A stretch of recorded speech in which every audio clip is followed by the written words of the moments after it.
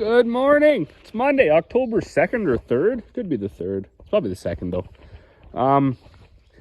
It's like the first morning in a while where we've had the sun up right away, which is kind of nice because it was wet overnight, rained at some point, rained a little bit yesterday. So it's still plenty wet, but hopefully the sun can do its thing. You could see your breath about 5 minutes ago, so it's not that warm. Oh, you can still see it. So that's, I doubt we'll be able to combine anything today, but hopefully if it stays nice all day and dries out and the wind maybe blows a little bit would be okay. Then maybe we can combine tomorrow. Sure would be nice to get finished up finished up the harvest, right? We got quarter canola, quarter peas and canola.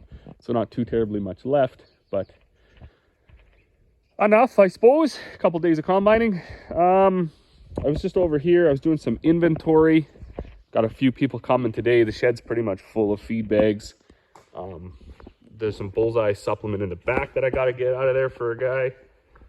So there's that to do. Way back there. Of course, feeding season is rapidly approaching. In fact, some guys are feeding cows already. So things come home from community pasture over the last 2-3 weeks.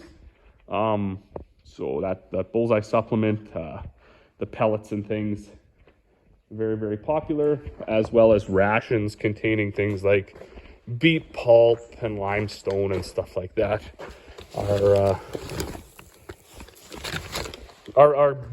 getting ordered more, right? It's getting busier.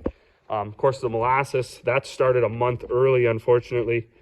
And I mean, I guess I say unfortunately because I don't know. It's good to use the product for sure. Everybody that used it over the last 2 seasons and that used it properly all had similar results, and they were all very positive. Reduction in forage intake, increased conception rates, decreased calving issues, all of those things. So that's been very busy. In fact, the truck was just here a couple of days ago. My telehandler problem is solved. For now, actually, I'm going to try to start it. Let's try to start it. So I changed the batteries yesterday. I don't know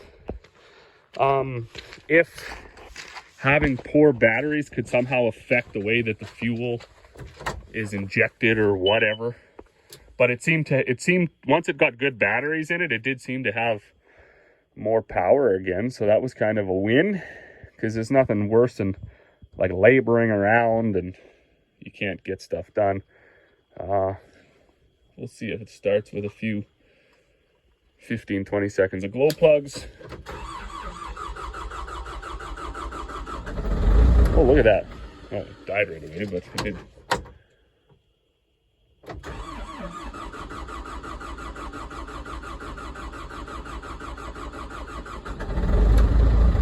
I don't know why it cranks over for so long. Have to put some more seafoam in there, I guess. But anyways, that guy's working. Swather's down here. I need to order a spring for this.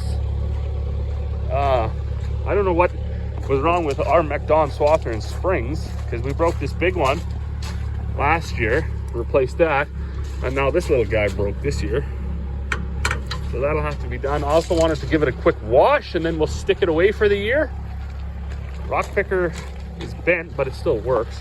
Just needs to be put to work. I was picking rocks with it the other day, but then it rained and I didn't want mud sticking to the tires.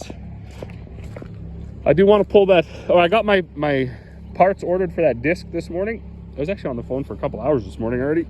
I priced out when I was on the website looking for the phone number for Future Ag down in Red Deer, because that's the only place I think that you can get that stuff.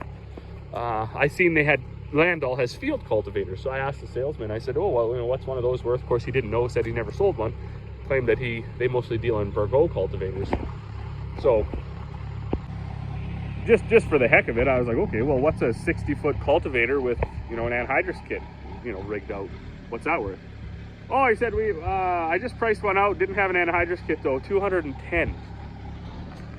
And my mind was just like, 10 years ago, you couldn't give a cultivator away. Of course, new ones were always, they were always expensive, but at an auction sale, a 50-foot cultivator would sell for like $1,500. So nobody even wanted them. And now a 60-foot new one without an anhydrous kit is probably $210,000. So crazy. So if you watched my video that I put out yesterday about the batteries when I was changing, look at what happened. This is exactly what I was hoping would happen. The battery, so in my telehandler was 2 Prairie Coast batteries. I took them out of my, they were matched. I took them out of my combine last fall and put them in my telehandler for the winter. One of these Prairie Coast batteries already failed. And then this one, I suspected had failed. So this was out of my swather and it was a good battery. But the other day when I was running my telehandler around, the battery light came on. So I put a match set in my telehandler, and they seem to be working here. And I was hoping, because these are kind of smart chargers, I was hoping this one would charge and this one would start to charge and then turn red, because that's what it does when the battery's no good. And look at that. This one is good. This one is not good. Whatever it means. It like that. So I'm kind of excited about that. So I know that this battery is no good. It can go to the dump, not the dump, but the recycle place, because I think they're like 30 cents a pound. Or of course, if we need to get a core or something, we can do that too. And that is also what this battery tester showed. When I put it on that battery, it went right to bad. So my dad and I, we kind of joke about getting stuff to test things. So you get a battery tester or whatever, and by the time you get the tester and the charger and all that stuff, it's probably just cheap to buy the new battery. But with the amount of battery problems we've had over the last little while, it's kind of nice to know if what's going on, especially with all these 2 system batteries. 2 battery systems. It's nice to know if you need to replace both batteries or just one, or exactly what the problem is. But yeah. So anyways, I'm going to fire everything up in here. I got to pull that 9750 out and take the GPS out of it and put it back in that blue tractor. That's the only GPS we switch. The GPS in the swather stays in there. The GPS in this 9610 stays in there. And then the sprayer and that T9 have their own GPSs in them, so they stay in there as well. So it's only one we got to move for now. I thought about picking up another one at an auction sale, but every time I look at something at an auction sale, it sells for way more money than my budget. So we'll just keep moving it, I guess. It's not that big of a deal. You move it once a year, twice a year, I guess. So let's get these trucks out of the way, and then we'll get that combine. Hopefully everything starts. Well, we're at it again. Day 2 of the new batteries. Yesterday was pretty cool. The battery light went out.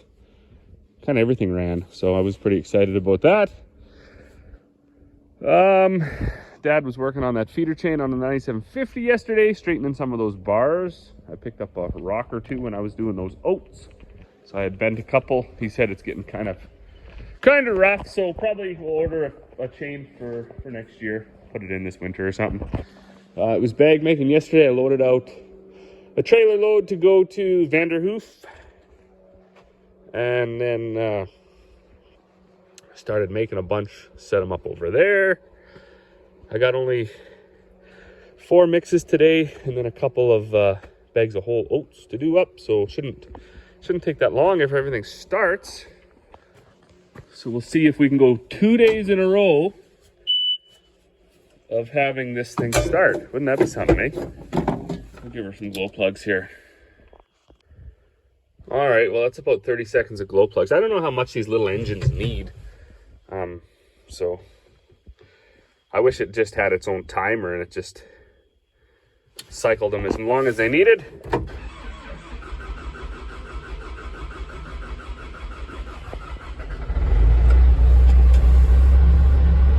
Oh man, you know, when stuff just starts, and I realize that, you know, probably most people who have just a vehicle or whatever, they live that life every day.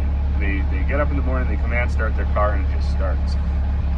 When you work on a farm and you don't have, it doesn't really matter, even if you have all new stuff or really late model stuff, it's just so much equipment, so many engines, there's so many batteries, there's so many things that most likely your day is going to be plagued with dead batteries on something, a flat tire on something, no start on something, some sort of gauge, be it oil pressure, fuel pressure, engine temp, is going to stop working.